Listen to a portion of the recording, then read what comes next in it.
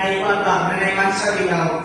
So, inyo din mga high sounding, ang ginamit din kayo mga panggay, high sounding words.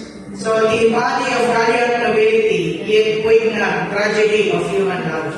So, painful feeling na manawa sa tragedy na may ako sa human love.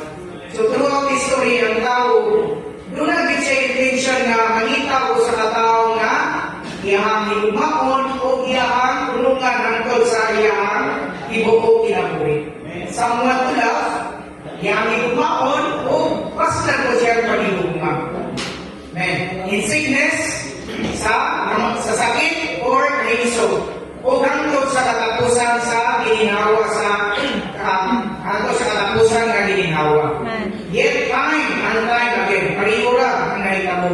It seems ardent power of love's initial fire slowly dies down. So, kani kanang human love, primero init pa tayo na. Mura na siya sama sa kalayo na mapalong, inanay siya o kapalong. Calling to mere glowing embers. Bungaw. And